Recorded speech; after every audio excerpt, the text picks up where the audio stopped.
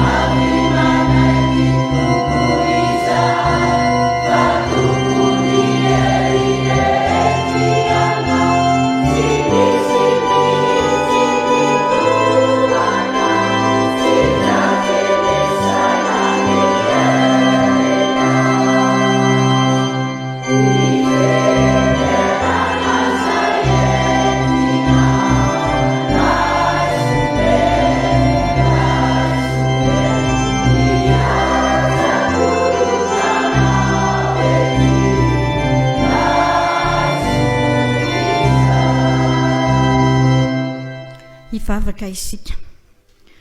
Ry Andriamanitra rainay amin'ny alalan'i Jesosy Kristy, ilay mpanjaka malaza, ankalazaina amin'ity andro anio ity ny akarany tany Jerosalema. Misaotra anao indrindra izay ary mideranao ny amin'ny fitantananao ny fiainanay. Eny fa na tamin'ity andro anio ity ary izay dia avelanao ho eto an-tranonao masina, hanome voninahitra anao ary ankalazanao noho ny amin'ny tombonandro avelomana, noho ny amin'ny sampana dorikasy izay mahatsiaro fa eo foana ianao Jesosy mitantana azy. Misaotra anao izahay noho ny amin'ireo mpikambana maro mbola miaritra, eny mbola faly manompo anao amin'ny alalan'ny sampana dorikasy. Ary indrindraindrindra amin'izao aladin'ny sampandrofi izao dia mahatoky izay fa hiaraka aminay foana ianao hamakivaky izao fiaraha mivavaka izao, hanome ny teninao fiainana ho anay, handray ny vavaka sandratsay. Ary indrindra Tompo, mba izay rehetra ho ataonay dia ho voninahitra ny anaranao masina, na ny hira fiderana, na ny vaky-teny, na ny vavaka dia mba ho raisinao. Mangataka izay mba hitoerana fanainao masina aminay tsirairay avy, hitafianay ny fahamasinanao. Dia manatria izao fotoana izao fa ataonao ho voninahitra ny anaranao irery ihany. Amen. Afaka mipetraka ny fiangonana. Eno iham-panajana ary eritrereto fatratra ny sitrampon'Andriamanitra izay tiany ho tanterahintsika amin'ity anio ity. Fa na iza mitandrina ny lalàna rehetra, nefa diso amin'iray loha dia meloka amin'izy rehetra. Fa ilainanao hoe aza mijangajanga, nononanao hoe koa aza mamono olona. Fa raha tahiny tsy mijangajanga ianao, kanefa mamono olona ihany, dia mpandika ny lalàna ianao. Izay rehetra mankahala ny ralahany dia mpamono olona, ary fantatrareo fa tsy mba misy mpamono olona manana fiainana mandrakizay mitoetra ao anatiny. Amen. Sambatra ny mahitsy-lalana izay mandeha araka ny lalàna Jehovah, sambatra izay mitandrina ny teny vavolombelony ka mitady azy amin'ny fofony rehetra. Amen.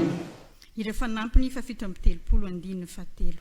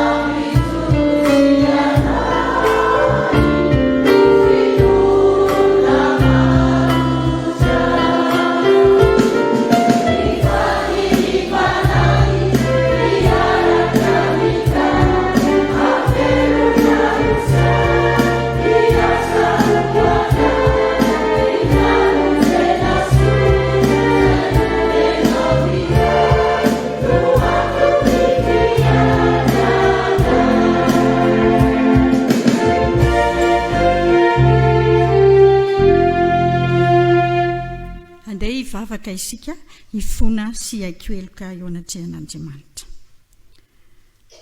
Andriamanitra misaotra anao izahay satria velona ianao ka miteny aminay mandrakariva ary manambara aminay ny sitraponao isan'andro.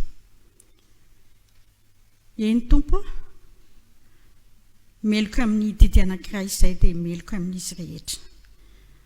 Ankehitriny izay dia miankeloka eto anatrehanao satria tsy tanteraka izahay.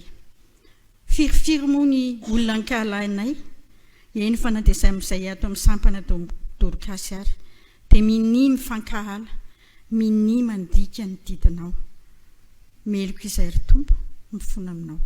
Ampianaro izay amin'izao sisa izao mba hifankaty, hifamela heloka izahay samy izahay sy ny ankonanay, izahay sy ny fiarahamonina misy anay, izahay sy ny toeram-piasanay, ary izahay sy ny firenenay sy ny fiangonanay. Mamindrafo Tompo, sasao madio izahay mba ahitanay fa mirapiratry ny voninahitrao eo amin'ny fiainanay ka hanompo anao amin'ny fifankatiavana tsy amin'ny fifankalahana fa amin'ny fifanompoana masina kosa dia mamindrafo aminay amin'ireo rehetra didy ny dikainay na ninina ny dikaina teo anatrehanao na ny dikainay tsy nahy omeo anay ny fonofo tompo mba fo madio eo anatrehanao mba hanompo anao tsy ho amin'ny fiatsaram-belatsia fa ho amin'ny fitiavana marina dia ianao ilay izay mbola hitsaranay hanefa anay ho amin'ny fahatsarana isan'andro san'andro mamindrafo aminay ary mamelany elokay amin'ny anaran'i Jesosy Kristy ilay efa nandatsaka ny rano teo ambony azy fijaliana ho fanadiovana anay rehetra amen. Ataontsika ny hira 7:7 eo am-pitsanganana.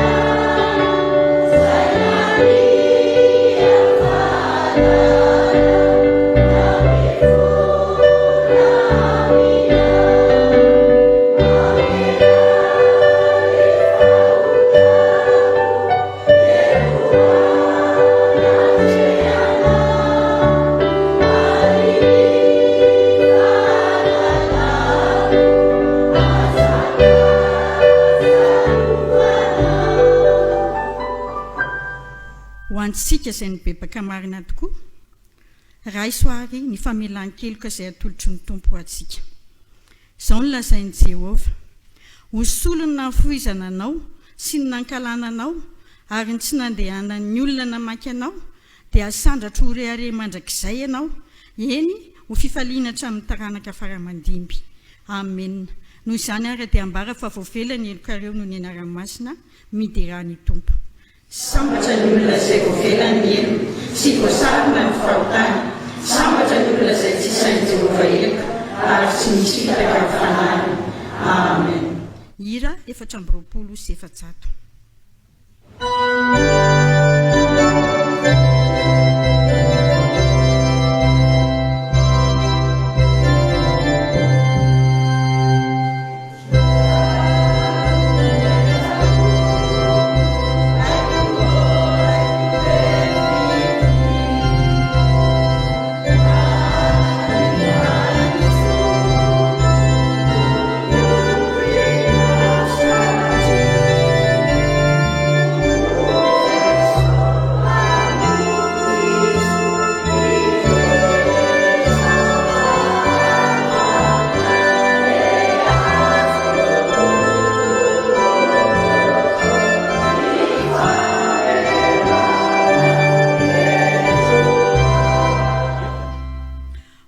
Ny nandraisantsika ny famelan-keloka dia andeha raha antsika manona ny fanekemponona apostolika. Mino an'Andriamanitra raisy tompanao ny lanitra sy ny tany ary mino an'i Jesosy Kristy zanan'ilay tokana tompontsika izay nitotonona tamin'ny fanahy masina nateraka malefilitsiny nijalina nanapaka Ponto Pilato nombona tamin'ny azy fijaliana mahatsika nalefina nidina tany amin'ny fiainantsika nisangana tamin'ny maty tamin'ny andro fahatelo miakatra ho any an-danitra mipetraka kavan'Andriamanitra raisy to avy any eviny tsara mivelona sy ny maty mino fanahy masina fiangonana masina manerana izao tontolo izao fiambonany olona masina ny famelan-keloka fitsanganany tena maty ary ny fiainana mandrakizay. Amen. Afaka mipetraka ny fiangonana. Ho aminareo ry havana ny fahasoavana sy ny fiadanana avy amin'Andriamanitra ray sy Jesosy Kristy tompontsika. Amin'izao alahady izay natokantsika, alahady hitondrana mambavaka ny Dorcas FJKM izao, dia ireto no afatra ho an'ny fiangonana sy ny sampana Dorcas rehetra manerana sahan'ny FJKM. Fa hoy ny tenin'ny soratra masina manao hoe, ary amin'izany andro izany dia ilazana amin'ny Jerosalema hoe aza matahotra ary aza miravoravo tanana ry ziona, Jehovah Andriamanitra ao no ao aminao, mahery izy ka hamonjy, iravoravo anao amin'ny fifaliana izy hosondrina amin'ny fitiavana izy hifaly anao amin'ny fiobiana izy. Izany teny soratra masina izany tokoa ry havana no entinay sampana 𝙃𝙤𝙧𝙤𝙤 FJKM miarabantsika fiangonana sy ny sampana 𝙃𝙤𝙧𝙤𝙤 rehetra manerana ny sahan'ny FJKM. Ary tena mifanindran-dalana tokoa amin'izao atao hoe alahady ny sampandrofia izao noho ny fandaminana ry havana, satria mifanindra amin'ny alahady ny Paska ny alahady ny faharoan'ny volana Aprily izay mahazatra antsika 𝙃𝙤𝙧 ho alahady ny sampana 𝙃𝙤𝙧 FJKM. Dia anafindra tamin'ity alahady ny sampandrofia ity izany mba ho fiombinantsika rehetra kanefa koa tsy manakana ny fandaminana isam-pitandremana araka izay tarihan'ny mpitandrina sy ny mpiraom-piangonana atsika tsiraray avy amin'izao alahady ny 𝙃𝙤𝙧 FJKM izao. Fa ireto no afatra sy ny tsara ho fantatra ampitaina amintsika.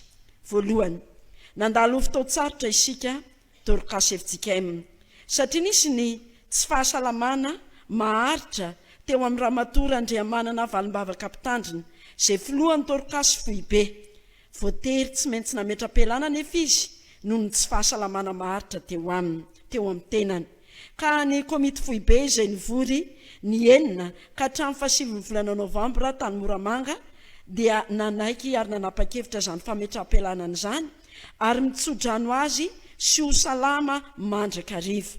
Ho fanohizana ny fitsaboana dia efa nisy niafatra nalefa isaky ny synodam-paritany ary amin'izao alahady ny sampana 𝙃𝙤𝙧 izao ihany koa no mbola hanetanana antsika rehetra hifanohana sy hitondram-bavaka ho amin'izany mpanompon'Andriamanitra izany izay nanatanteraka ny anjara fanompony tato anatin'ny 𝙃𝙤𝙧 FJKM ka amin'ny alalan'ny vavaka sy ny izay azony tanantsika atao.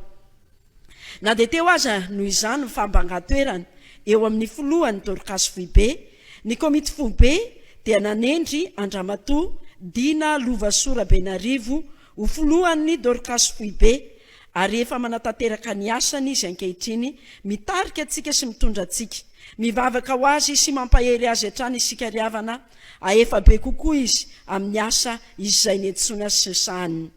Vita somatsara na dia izany aza ny rihana ambany tamin'ny trano jera tany 𝙃𝙑𝙑 ary notokanantsika tamin'ny taona 2022 lasa teo iny. Ary manentana antsika rehetra ry havana mba hiaraka misala indray amin'ny fampitaovana mba hahafahantsika mandray mpianatra amin'ity taona 2022 ity izay verina ho tratrarintsika ny fidirana amin'ny septambra. Mitohy ny asa sosialy samihafa ataontsika ary efa mandeha somatsara ihany koa ny orinasantsika ary manentana antsika rehetra mba hiara-miasa amin'ny 𝙃𝙤𝙧 amin'ny asa fanjairana samihafa. Hiomana sady sika ry havana satria raha sitrapon'Andriamanitra dia ankalazan'Andriamanitra noho ny 520 taona nijoroan'ny sampana 𝙃𝙤𝙧 isika amin'ny taona 422. Noho izany ary dia eto mbavaka ny asantsika 𝙃𝙤𝙧 mba ho fanatsarana sy fampandrosoana ny fiainan'ny vehivavy sy ny tanora ary ny ankizy hatrany, mba hijoro vavolombelona tokoa isika fa velona sy miasa ny Andriamanitra izay hivavahantsika. Hijoroantsika hatrany ny teny faneva hoe fa Kristy no fihavanantsika araky ny Efesianina 2:4-5 ary dia azoto hatrany isika hiazakazaka nefa tsy ho sasatra, andeha isika nefa tsy ho reraka. Amin'ny anaran'ny birao amin'ny 𝙃𝙤𝙧 FJKM. Iroso avy hatrany amin'ny fanatitra isika ry havana, fanatitra roa no tanterahantsika amin'ity anio ity ao anatin'ny hira 270. Oh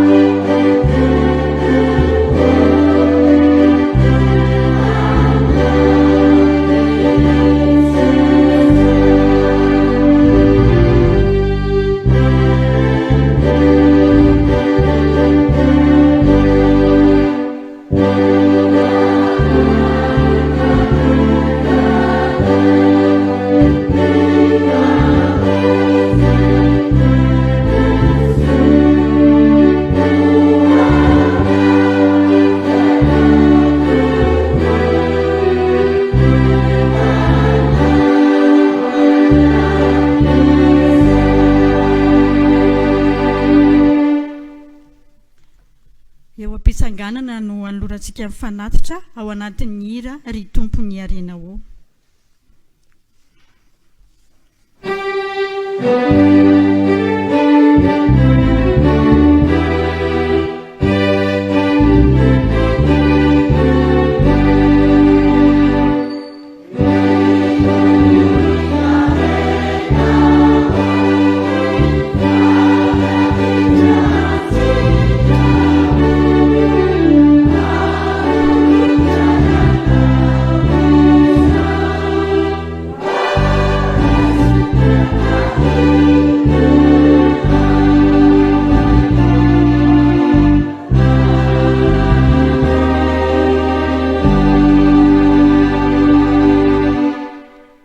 Mipetraka ny fiangonana. Izao sika ravana dia iroso amin'ny fankalazana ny tenin'Andriamanitra. Ny hira 707 no tanterahantsika dia iroso ireo tompon'anjara ho amin'izany fankalazana ny tenin'Andriamanitra izany.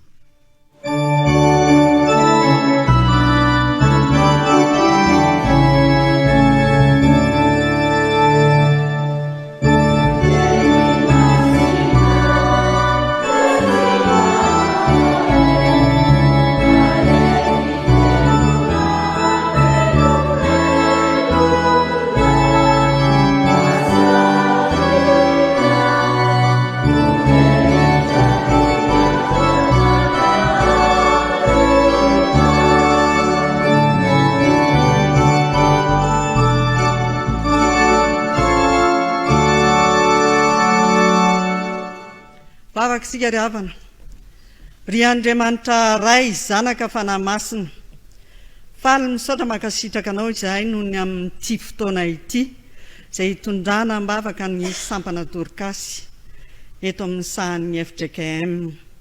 Misaotra anao izay ankehitriny fa nandreny sitraponao ary niaiky teo anatrehanao fa tsy nahatanteraka izany ka navelanao ny elokay, ary ankehitriny vokisanao ny zavatsoa fananay ka omenao ny teny arahana fanazavana ho vatsy hitarika anay sy ampitombo anay amin'ny finoana, koa mitenena ary tompotianay fa vonona iaino izahay ankehitriny, ary taio ny teninao tsy hiverina foana any aminao raha tsy mahatanteraka ny hirakao masina dia ny sitraponao aminay ary ambino aminay izany dia anazava ny dianay ary anala ny rofinay rehetra ka hitondranay ao amin'ny fanjakanao Andriamanitra. Dia ho mpiaino-pakatoa ny teny tokoa ny izahay, ary ianao ny hita ny mpanomponao izay manana anjara manokana na ny amin'ny vakiteny na hitondra ny toriteny aminay mpanomponao ka mifananao masina no hiasa manan-kery ao anatin'ny tsirairay avy ka hanendry ny lela hanambara ny sitrakao. Dia amin'ny anaranao Jesosy Kristy irery ihany no hanaovanay izany vavaka izany. Saotra Tompo. Amen. Iaraka amaky sy iaino ny tenin'Andriamanitra isika. Zefany 7 andiny 7 ka hatramin'ny 20. Bokin'ny Zefany 7 andiny 7 ka hatramin'ny 20. Vakitsika amin'ny anaran'i Jesosy Tompo izany. Mioby ry ziona zanaka vavy, manaova feo fifaliana ry Israely. Mifaly sy miravoravo amin'ny fonao rehetra ry Jerosalema zanaka vavy. Jehova efa nampitsahatra ny fitsarananao ka nandroaka ny fahavalonao. Jehova mpanjakan'i Israely no ao aminao. Tsy ahita loza intsony anao. Amin'izany andro izany dia holazaina amin'ny Jerosalema hoe aza matahotra ary aza miravoravo tanana ry Ziona. Jehova Andriamanitrao no ao aminao. Mahery izy ka amonjy. Iravoravo anao sy amin'ny fifaliana izy. Hosondriana amin'ny fitiavana izy. Ifaly anao amin'ny fiobiana izy. Angoniko izay manina ny fotoampivavahana avy aminao ihany ireny, ary hitambesarany latsa izy. Indro asiko amin'izany andro zany zay rehetra mampahory anao. Hovonjeko ny mandringa ary ovoriko noroana. Eny ataoko fiderana sy ho anarana ireny zay efa nitondra enatra tany amin'ny tany rehetra. Amin'izany andro zany no hitondrako anareo miditra eny. Amin'izany andro zany no anangonako anareo fa ataoko anarana sy ho fiderana any amin'ny firenena rehetra amin'ny tany anareo. Rampodiko avy amin'ny fahababony anareo ka ho hitan'ny masonareo izany ho Jehova. Amen. Mbola ho toizantsika ny vakiteny arak'izay hitantsika eo amin'ny fafany. Mikasika indrindra ny niakaran'i Jesosy tany Jerosalema. Filazany tsara ny Jesosy Kristy nosoratany Lioka toko 7:20, vakina eo amin'ny 7:20 ka hatramin'ny 4:70.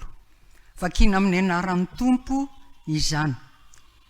Ary raha nanakaiky ny Betfaga sy Betania teo an-tendrombohitra atao hoe Oliva izy, dia naniraka roalahy tamin'ny mpianatra ka nanao hoe makanesa amin'ny rovohitra tandrifonareo roa, ary raha vao miditra ao ianareo dia isy zana-biriky mifatotra ho hitanareo, izay tsy mbola nitengenan'ny olona va ao izy ka eto ty. Ary raha misy manontany ianareo hoe nahoana ny vahanareo io, dia izao no lazainareo: misy raharaha anlan'ny tompo azy. Ary no nandeha ireo dia ireo ny rahana dia nahita arak'izay no lazainy taminy.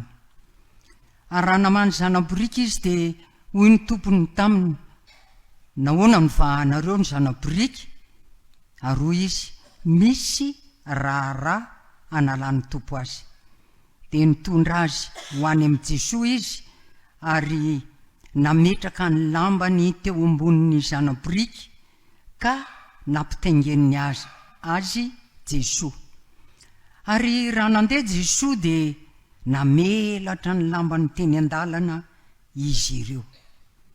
Ary rehefa nanakaiky izy dia tonga teo am-pidinana amin'ny tendrombohitra Oliva, dia nifaly avokoa ny mpianatra marobe ka nideran'Andriamanitra tamin'ny feo mahery noho ny asa lehibe rehetra izay efa hitany, ka nanao hoe: isaorana ny eny mpanjaka izay avy amin'ny anaran'i Jehova, fiadanana any an-danitra ary voninahitra any amin'ny avo indrindra. Fa ny fariseo sasany izay teo amin'ny vahoaka nanao taminy hoe: mpampianatro, rarao ny mpianatra ao. Fa izy namalika nanao hoe: lazaiko aminareo fa raha mangina ireo dia ny vato no iantsoantso. Ary raha nanakaiky izy ka nahita ny tanàna dia nitomany azy ka nanao hoe: raha mba nahafantatra mantsy ianao, na dia amin'ity andro ity aza izay momba ny fiadanany, fa ankehitriny miafina amin'ny masonao izany. Fa ho avy aminao ny andro izay ananganany fahavalonao tovontany manodidina anao, dia anemotra anao izy ka anidy anao manodidina, ary amongotra anao hatramin'ny tany mba amin'ny zanakao ao anatinao, ka tsy avelany isy vato mifanongo eo aminao, ho valiny tsy nahafantaranao ny andro na manginanao.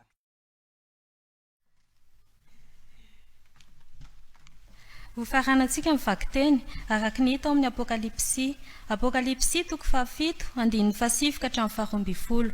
Apokalipsy toko 7 ny andininy 7 ka hatramin'ny 12. Amin'ny anaran'i Jesosy. rehefa afaka izany dia hitako fa indreo nisy olona betsaka tsy tambisaina avy tamin'ny firenena rehetra sy ny fokom-pirenena sy ny olona ary ny samy hafa fiteny nitsangana teo alohan'ny seza fiandrianana sy teo anatrehany zanak'ondry. Ny akanjo fotsy lava sady ny tana sampandrofia teny an-tanany dia niantso tamin'ny feo mahery izy nanao hoe ny famonjenany ho an'Andriamantsika izay mipetraka eo ambonin'ny seza fiandrianana sy ho an'ny zanak'ondry. Ary ny anjely rehetra nitsangana nanodidina ny seza fiandrianana mba miloloha olona sy ny zava-mananaina efatra dia niankohaka teo anolohan'ny seza fiandrianana izy ka nivavaka tamin'ny Andriamanitra nanao hoe amen, ny saotra sy ny voninahitra sy ny fahendrena sy ny fisaorana sy ny ady sy ny hery ary ny faherezana ne ho an'Andriamantsika mandrakizay amen.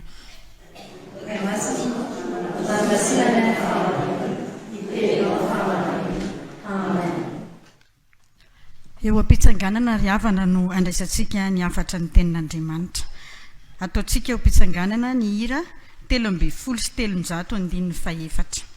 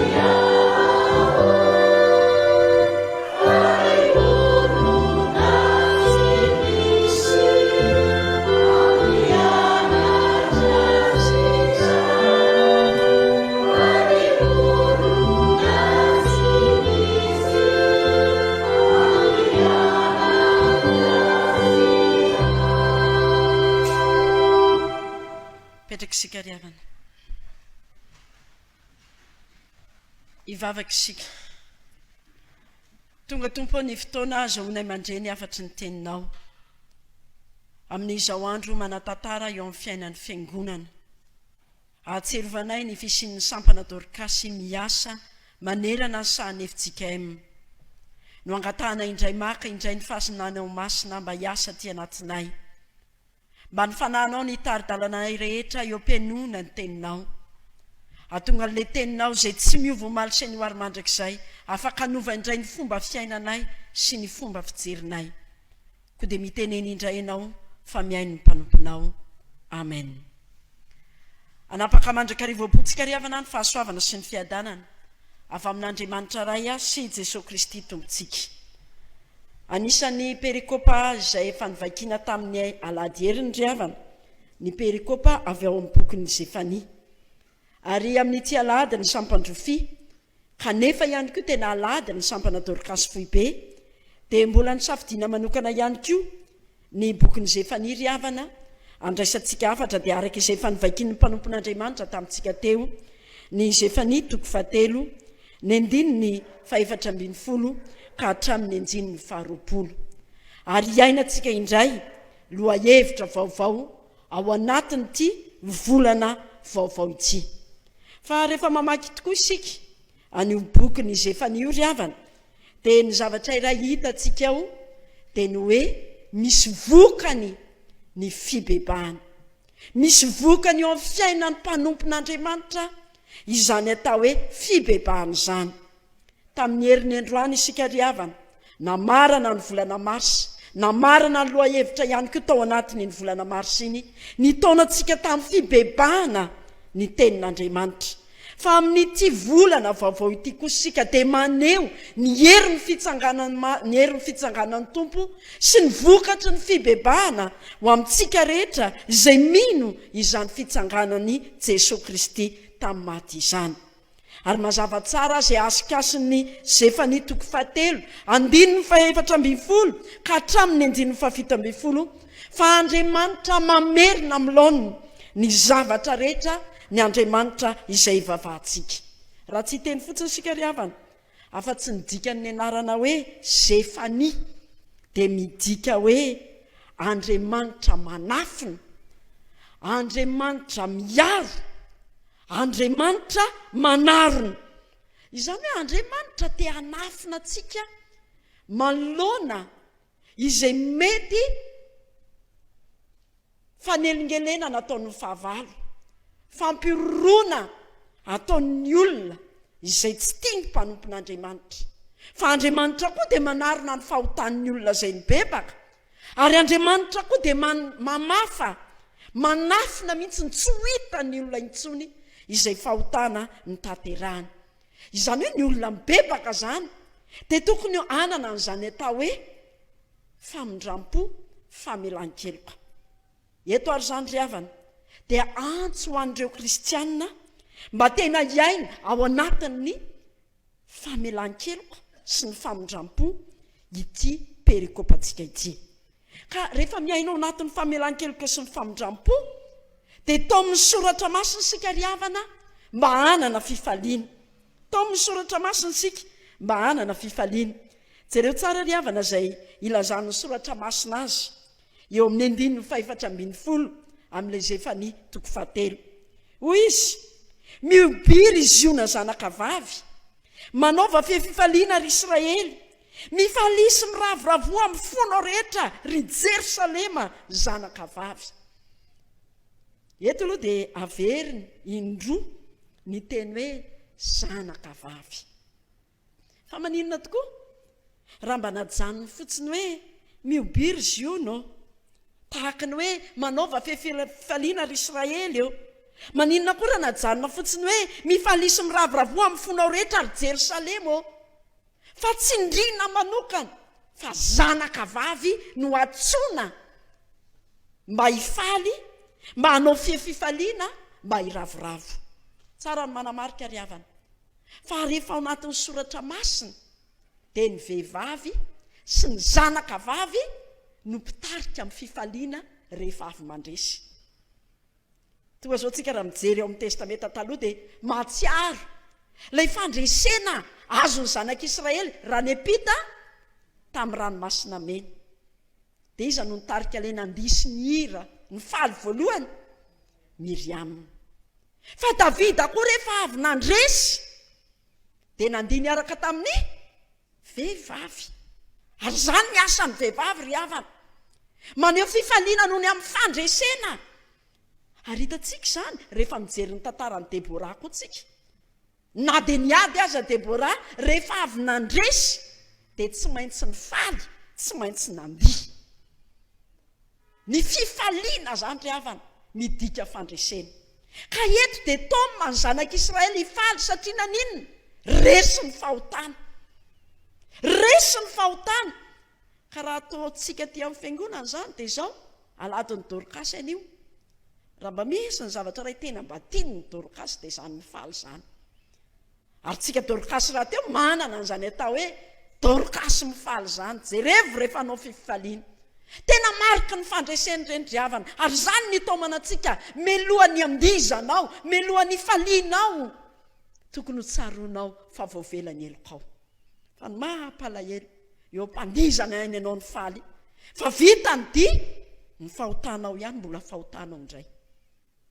Manaova fifaliana, miobi, mira, mifalisy miravoravo, fa resy ny fahotana ry havana. Ary zany no mahatonga amin'ny 5:10 tena mitaona antsika ho amin'izany atao hoe fandresena miaina ao anatin'ny famelan-keloka. Satria hoy izy 5:10 hoy izy hoe Jehovah efa nampitsahatra n'inona? Fitsarana anao. Midika ny teny hoe fitsarana eto ry havana dia midika hoe fanamelohana. Andriamanitra tsy manameloka anao. Rehefa milaza ny amin'ny zava-nisy tamin'ny andron'ny Zefany sika ry havana dia tsy tokony ho adinoana mihitsy ny fisian'ilay mpanjaka ratsy fanahy izay nanao ny adalany, tsisy toy izany. Ary voalaza ny bokin'ny tantara sy ny mpanjaka dia Manase izany. Tena ratsy nanao adalana ary nitondra ny zanak'Israely tamin'ny karazana fahavetavetana rehetra tao ao anatrehan'Andriamanitra. Meloka na ny mpitondra na ny vahoaka tamin'izany vanim-potoana izany. Fa eto misy ny fanambarana miezinezina. Najanon'Andriamanitra, nofoanan'Andriamanitra lay atao hoe fanameloana. Ary izay le tena tokony hifaliana arak'le teny teo, tsy misy fanameloana. Ary mazava ry havana ny afatry ny soratra masina ho antsika mandrakariva hoe tsy misy fanameloana. Ny aizany tsy misy fanameloana? Zay eo amin'ny Kristy Jesosy. Ny olona ao amin'ny Kristy Jesosy dia tsy meloka. Ary izany no ambara amintsika amin'ity andro an'ity ka tokony hifaliantsika. Ary tsy vitan'izany, Jehovah nandroaka ny fahavalonao. Miresaka momba ny Israely tsika ry havana. Pahabongeny Israely. Ary nisy mihitsy ny vanim-potoana hoe ao amin'ny taniny izy nefa ndroahany. Niala amin'izany taniny izany nibodony ny fahavalon'ny taniny. Fa Andriamanitra eto efa mamina ny sady.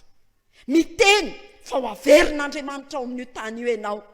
Jehovah ny mandroaka an'ilay fahavalo izay mibodo ny taninao. Rehefa malala rehetra eo amin'ny tompo mova. Tsy izany koa isika itsika izao nge an' Jesosy e. Itsika izao nge an'Andriamanitra e. Fa nibodony Satana e. Nibodony Satana tsotra izao tsika. Fa ndroahany Jesosy io fahavalontsika io ry havana. Ndroahany Jesosy ny fahavalontsika mba tsy ao anatintsika mandrakariva dia tsy izany. Fa Satana sy ireo démonie maro samihafa. Ary rehefa miresaka momba ny vehivavy nanompo an' Jesosy tsika dia mahita tsara any amin'ny filazantsara araka ny Luka. Ilay tantaran'ilay vehivavy anankiray dia tsy iza fa Maria Magdalena. Karazam-behivavy 3 ny nanompo an' Jesosy raha ny filazantsara araka ny Luka no jerentsika.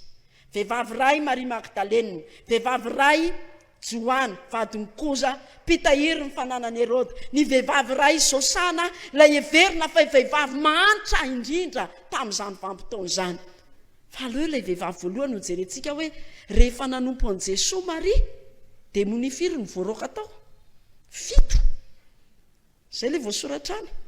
Ary amin'izao aladiny Dorcas izao koa dia androaka démonie ao anatintsika ny tompo. Ary mandroaka ny démonie dia samy mandiny tena hoe firy ny démonie mivoaka amiko izao. Ary ny fahatelo farany ry havana tokony hifaliantsika dia ny hoe satria manana an'ilay Jehovah mpanjaka ao anatintsika isika. Manana an'ilay Jehovah mpanjaka ao anatintsika. Jehovah mpanjaka ny Israely no aminao. Tsy hita loza intsony ianao.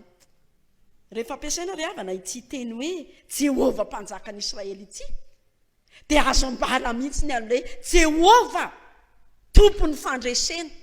Jehovah tompony izao rehetra izao. Zany Jehovah izany, zany no ao aminao ao. Ary tsy ahita loza intsony ianao. Tompony fandresena tokoa. Ary tena hita taratra izany ry havana. Na toy inona mety efa fahareseny ny zanak'Israely. Dia rehefa tonga Andriamanitra naneo ny heriny dia resy izany. Ary ankehitriny koa ry havana maneho ny herin'ny fitsanganana tamin'ny matin'ny tompo. Raha misy ny zavatra ray tena atahorantsika dia ny fahafatesana. Ary fomba fitentsika mihitsy rehefa milaza olona anankiray tena mampalahelo. Ao mba vahoana ny fahafatesana. Marary, inona ny tenentsika? Miady amin'ny fahafatesana ranony. Fa mbola tsy nisy olona niady tamin'ny fahafatesana ka naresy ny fahafatesana ary tsy maty tsony. Fa mety hoe tamin'iny izy ny saika maty. Fa rehefa aveo izy naninona ihany? Maty ihany. Na dia velona azy maty ihany. Fa Jesosy ry havana niady tamin'iza Jesosy? Tamin'ny fahafatesana. Resiny sa tsy resiny? Resy ny fahafatesana. Ary izany ilay hoe ny fahafatesana ny fahavalo farany resena. Ry fahafatesanao aiza ny herinao. Ary ao anatin'izao aladiny sapandrofi izao ny mba mpanjaka ny Jesosy ry havana dia mpanjaka mandresy ny fahafatesana. Ary izany ny tokony hifalitsika mihitsy efa resiny Jesosy ny fahafatesana. Ary tompony teny farany tamin'izany fandresena ny fahafatesana izany izy. Fa izay anjaranao dia ny maneho fa mpandresy koa ianao. Resinao ny fahafatesana. Ary tsarovy tsara fa ny fahafatesana dia tambon'ny io tariavana. Ary vokatry ny fahotana ny fahafatesana. Fa noho ny amin'i Jesosy Kristy dia aoka isika hifaly. Fa efa resiny na ny fahotana, efa resiny na ny fahafatesana. Ny tapany faharoa amin'ny afatra ao antsika ry havana dia fampaherezana. Tena mampaherentsika. Hitantsika tsara manomboka eo amin'ny andininy 9 ry havana. Dia mazava tsara izao fampaherezana ataon'ny soratra masina amintsika izao. Eo amin'ny andininy 9 dia hozy izy: aza matahotra, aza miraviravy tanana ry ziona, Jehovah Andriamanitra ao aminao, mahery izy ka hamonjy, hiraviravanao amin'ny fifaliana izy, hosondriana amin'ny fitiavana izy, hifaly anao amin'ny fiobiana izy. Tena lazaina toko fa misy ny ady eto ry havana. Tena misy zany ady zany. Ary raha miresaka momba ny zanak'Israely isika, dia indrindra ireo Joda izay lazaina ato anatin'ity azefana ity, dia mahita tokoa fa nisy vanim-potoana tena resy tao anatin'ny faharesena tanteraka, vokatry ny tsy fiainonan'Andriamanitra, vokatry ny tsy nanaovana ny sitrapon'Andriamanitra, ary dia resy izy ireny. Andriamanitra mihitsy ny matetika no nanaiky ny faharesena, vokatry ilay fialany tamin'Andriamanitra. Fa eto kosa izay ilay maha-Andriamanitra n'Andriamanitra ry havana, Andriamanitra pampahery.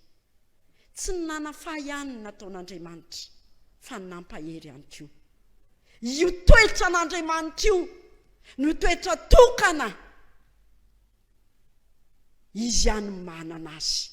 Dia jerevy ny ampaherezana andreto vahoaka. Andao nge ovakitsika ny andininy 17 le tapany voalohany fotsiny ihany. Hoy le teny ao: Jehovah Andriamanitra ao no aiza no ao aminao. Maninona izy? Mahery izy ka hamonjy, asehony heriny, mahavonjy anao zany Andriamanitra izay hivavahanao zany, ary asehony anao ny fandresena tsy misy toy izany. Dia hitantsika izany ry havana, arak'ilay teny tamin'ny tapany voalohany teo hoe nataon'i Jesosy teo amin'ny hazo fijaliana nge, teo ny adiny, ary hitsarovantsika ao anatin'izao herinandro masina izao zany. Fa tsy tompony teny farany iny, fa nyresena iny dia nitsangana tamin'ny maty izy. Jesosy nanatanteraka ny ady. Fa ny fampaherezana ao anao dia izao: ianao tokony hifaly satria manoatra noho ny mpandresy. Tokony hiala ao anatinao zany ny fahakiviana. Dia tsika ry havana mahafantatra tsara n'izany hoe misy karazana lalao indraindray, be piti be. Tsika vehivavy moa dia tsy dia tia an'ireny, fa ry zareo lehilahy no tena tia azy. Tonga dia hainareo tsara zao le tiako tenenina. Dia misy mihitsiny tsy milalao, fa misafidy fotsiny hoe za pomba ny anina, za pro ny anina, club ny anina. Dia miady eo le mpilalao, manao an'ilay lalao, izy mijery fotsiny amin'ny télé. Fa rehefa mandresy izy ny tena mioraka. Le mpijery sa le mpilalao? Jerevo ohatratsika, tonga hatrany Analakely, tonga hatrany an-tanan-dehibe maro samihafa, nefa tsy naninona akory, tsy nilalao akory. Izany ny fampaherezana ho atsika ry havana. Inona momba fijaliana nataontsika? Tsika nge tsy nijaly, kanefa voavonjy. Mampahery antsika izany teny izany ry havana. Ary izany no mahatonga amin'ny Paoly teny manoatra noho ny mpandresy isika amin'ny alalan'ilay tena ary ny zavatra manjoanao androany, mba hampitao amin'ilay nanjoan'i Kristy. Fa Kristy niady ho anao, ary ny fandresen'i Kristy fandresena ho an'iza koa? Ho anao. Noho izany mampahery antsika izao tenin'Andriamanitra izao. Ary tsika vehivavy izay tsy mahazaka fahoriana, isika vehivavy izay tsy mahazaka karazana problema maro samihafa, no ampahereziny izao soratra masina izao, ka hitenenana amintsika manoatra noho ny mpandresy isika. Zay ry havana, fampaherezana ho atsika izany. Fa ny fampaherezana ho atsika koa dia mampahery antsika hoe misy dikany lehibe nge, ny fitoam-pivoriana sy ny fitoam-pivavahana. Jereo tsara manomboka eo amin'ny andininy 19. Ilazana amintsika izany mahazava dehibe ny fitoam-pivavahana sy ny fitoam-pivoriana izany. Hoy ny andininy 19 hoe angoniko izay manana ny fitoam-pivavahana. Raha miresaka ny amin'ny zanak'Israely sika ry havana, tena nisy vanim-potoana teo amin'ny zanak'Israely, tena nahatsiaro-banga izy. satria sady lavitra ny Jerosalema. Ilay fanao ihany koa tsy natao intsony. Zay ny zavatra anankiray izay nisy. Fa nisy koa izao nataony zanak'Israely fahazara ny tia mivavaka sy manatitra fanatitra teo anatrehan'Andriamanitra ity. Ka natonga an'Andriamanitra ny teny an'izao teny izao hoe mamona aminaina mihitsy nge ty fampoampivavahana ataonareo ity. Makareny tsofina mihitsy ny ty hira dradradradrainareo ity. Leo satria ianareo dia sady mira fiterana manatitra fanatitra nefa ny fahotanareo mbola ataonareo ihany. Fa ankehitriny tsy zantsony ny zavatra misy. Avadika Andriamanitra mihitsy ny pejy, ka Andriamanitra mihitsy no itaony. Tsy le olona tsony zany no manam-piniavana andeha anatona an'Andriamanitra.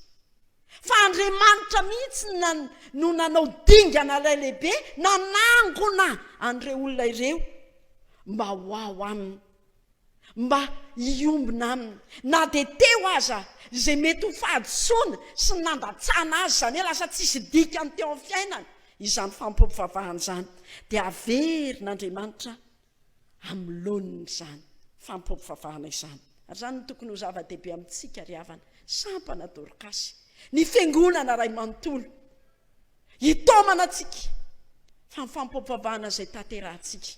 Andriamanitra no miantso antsika. Anisan'ny teny iray ry havana malaza sady haitsika tsenjery, tsy misy mahay manantonay raha tsy tao amin'ny raiko izay izy izay any an-danitra. Dia Andriamanitra no mitaona anao, dia ataovy sarobidy aminao na dia ny fahatongavanao teto amin'ity toerana ity ary amin'izao andro izao. Ataovy sarobidy aminao na dia ny fahenonao izao fampoampivavahana izao ary. Andriamanitra manangona anao ary Andriamanitra te hiaona aminao. Zany ny fampaherezana. Tsy kisendrasendra ny atongavanao eo. Tsy hoe zara ary aza mba mivily. Fa tena Andriamanitra nitaona anao, ka nitaomin'Andriamanitra anao dia maneke ho taominy ry havana. Ary zany ry havana no zava-dehibe ho antsika. Fa ny zavatra faharoa dia izao. Andriamanitra koa rehefa miantso olona ao anatin'ilay fotoam-pivoriana dia fampaherezana ihany koa dia ny hoe tsy mijanona eo ihany, tsy ao anatin'ilay fotoam-pivavahana ihany, fa mivoaka koa ianao rehefa avy eo. Ny 9:20 ny ilazana an'izany indray hoe indro asiako amin'izany andro izany izay rehetra mampahory anao, hovonjeko ny mandringy, hovoriko no ny roana, eno ataoko fiderana sy anarana reny izay efa nitondra henatra tany amin'ny tany rehetra. Tena mazava zavy ny teny zany ry havana. Tena mazava. Tsy hijanona ao amin'ilay fotoam-pivavahana ihany ny fiombonan'Andriamanitra aminao, fa na dia hiala eo amin'ny fotoam-pivavahana io ary ianao. Mety mbola misy olona ampahory ianao rehefa vita ity fampoampivavahana ity. Mety mbola misy olona angeja anao, fa izao momba anao Andriamanitra. Tsy ao anatin'ny fampoampivavahana ihany izy no maneho ny heriny fa amin'ny fiainanao ray manontolo. Ary izany no mahatonga hoe miverina indroa farafakeliny tao anatin'ny perikopantsika ny hoe Jehovah Andriamanitra ao no ao aminao. Mahery izy ilazany, fa tsy amin'ny fotoana tahaka izao ihany ka dia mahery tanàna araka ny fitenin'ny olona. Tsy izany ny Andriamanitra ivavahantsika, fa mahery any amin'ny toerana rehetra izay mety mbola andehanantsika. Dia mety mbola misy fahavalonao any, mety mbola misy olona ampahory anao any, fa ho asiny ireny. Fa saingy izao koa tsarovy fa ny Andriamanitra ivavahantsika dia Andriamanitra mijery izay voahilika. Iza ny voahilika? Misy mandringy, misy ny roana, misy natao akila-bao. Fa Andriamanitra mamonjy an'ireny ihany koa izay eo amin'ny fiarahamonina misy atsika. Ary raha vao miresaka an'izany tsika, mozy mba tsy asa ny dorikasy foibe ry havana ny mijery izany atao hoe mandringy, mijery izany atao hoe voahilika izany. Ary zany ny antom-pisitsika ry havana, andehanao asa soa sy fiantrana, ireo mandringa, ireo nyroaina, ireo mijaly. Dia mety ianao izay miainao izao afatra izao no mahatsiaro fa tena mandringa ny fiainako, tsy milamina ny fiainako, mahatsiaro mijaly aho. Fa misaotra an'Andriamanitra misy ny sampana dorikasy foibe afaka mampahery anao. Fa ianao ihany koa mety mahery anao ankehitriny, dia mampahery anao koa ny soratra masina mandeha ihany. mba hampaherezy ihany koa ireo manodidina anao, mandehana mba mitondrako teny somafaly any amin'ireo manodidina mba hahafantarany mandringa sy izay noroainy fa mahery ny Andriamanitra ivavahana ka hitodika any amin'Andriamanitra izy. Rehefa malala rehetra amin'ny tompo aladiny sampandrofia amin'ity andro anio ity, alady anankiray atserivantsika indrindra ny akaran'i Jesosy tao Jerosalema, ka niobin'ny olona tokoa tamin'izany vanim-potoana izany hoe hosana hosana amin'ilay mahampanjaka mpanjaka an'i Jesosy Kristy. Androany ihany koa izy hiakatra eo amin'ny fiainanao. Ny zavatra iray tokony ho fantatra dia izao, manana fifaliana ny olona mahatsiaro fa ho amin'ny Andriamanitra satria voavelany elony. Anisan'ny teny iray ny tenentsika nandritra izao fanompoampivavahana izao dia ny hoe sambatra ny olona izay voavelany elona. Sambatra ianao dia mba hasehoa amin'ny fiainanao izany fahasambaran'izany ka dia miravoravo mifalia, manaova fifaliana fa resy ny fahavalonao. Te maheresa fa manoatra noho ny mpandresy ianao izao amin'ny alalan'ilay tsehanao, ary dia mba mandehana mba jerevoko ny olona izay mandringa, jerevoko izay mijaly, ataovy izay azo ny tananao atao ary fa miaraka aminao Andriamanitra. Ho an'Andriamanitra rery ny voninahitra amintsika izany teny izany. Amen. Ivavaka isika ry havako, indray izany fifalianay Andriamanitra fa tombotombondray ny herinay, ary indrindra miavosany fifaliana ary tena mitoetra ny hery avy aminao. Ny amin'ny teninao izay naparika anao taminay Andriamanitra tamin'ny alalan'ny mpanomponao, velombelonay ny zahay ary ravo tokoa raha andendray hamakivaky ity herinandro vaovao ity, indrindra raha handeha ny herinandro masina dia ny lalan'ny azo fijalianao. Misaotra anao Andriamanitra, mideranao manome voninahitra ao, satria olona novonjenao ny Dorcas dia mifaly amin'ny fo tanteraka isan'andro. Tompo, mahatsapa ny Dorcas fa miara-miasa aminao ary manafoana ny loza sy ny geja manjo, ary miady ho anay mandrakariva ianao eo amin'ny asa rehetra, eo amin'ny andraikitra rehetra, eo amin'ny toejava misy eo amin'ny fiainanay tsiraray avy. Andriamanitra mity ianao Andriamanitra, ary tsy mitsahatra amin'ny taonanay iombona aminao amin'ny alalan'ny asa isan-karazany amin'ny maha-Dorcas anay, indrindra eo amin'ny fanompoampivavahana izay entinay anome lanja, anome haja, anome fakasitrahana anao. Mangataka hatrany ary izay Andriamanitra, mba tsy ho izay fotsiny hianoka ao anatin'izany fa ny Dorcas rehetra, ny vehivavy rehetra ho tarihany amin'ny fifaliana, tsy ny Dorcas fotsiny hiahery fa ny vehivavy rehetra koa hiahery tongo hery hatrany ka tsy ho ketraka fa anoatra lavitra noho ny mpandresy.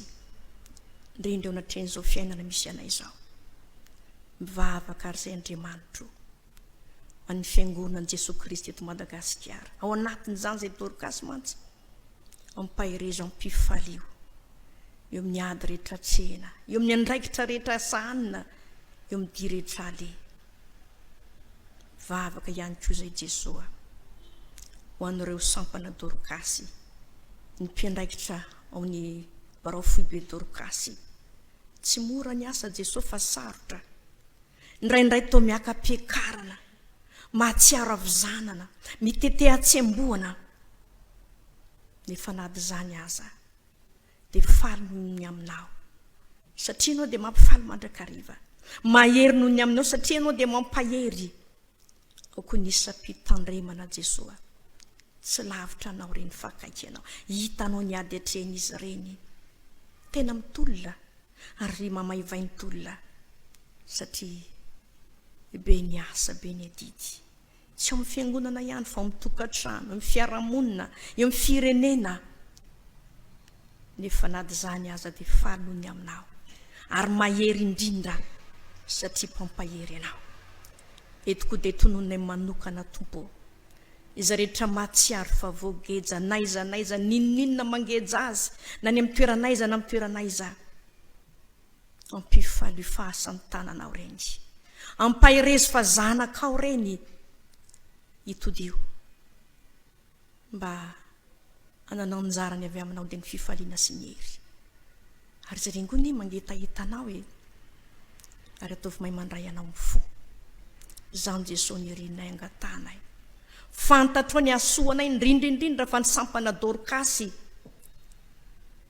zay tsy lavitra anao fahakaiky anao dia ampahirezo hatrany tompo ary ampitombo ny fonao ny anara-dianao dia zay rehetra tsy voatononay Andriamanitro dia fantatray fa isan'andro isan'ora ianao dia mbanjana anay indrindra ny asanay ka manora anay mitondra anay ary mandrotsaka ny avy aminao ho tanterahanay ka sitrakay tompo noho izany ny anakambana ny vavakay zay efa nasandratra tao anaty zava-pivavahana zao amin'ny miaraka amin'ilay vavaka mampianarinao manao hoe rainay izay midanitra ao amasinina ny anaranao ho tonga ny fanjakanao ataonay ny sitraponao ny tian-tany tahaka ny danitra meno ny anina sazy anay ary mamelany elokay takana izay meloka taminay ary za tonga ny amin'ny fampam-panahy fa manafaly amin'ny ratsy anao ny fanjakana sy ny hery ary voninahitra mandrakizay amen.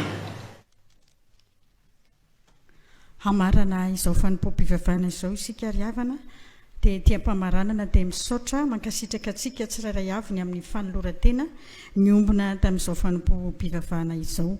Andriamanitra tompony arena rehetra ny hamaly fitia antsika tsirairay avy. Eo am-pitsanganana nanaovantsika ny hira 7:700 andininy fahatelo melohan'ny ametrahan'ny tonia ny tsodrano.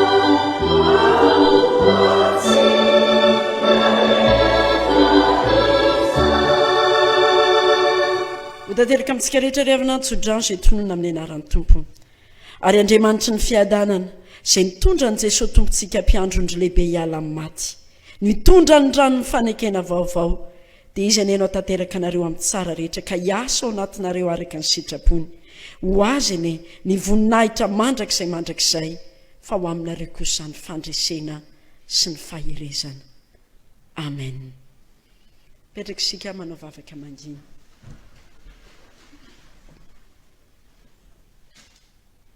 Ho an'Andriamanitra irery ihany ny voninahitra amin'ny anaran'ny Ray sy ny Zanaka ary ny fanahy masina amen.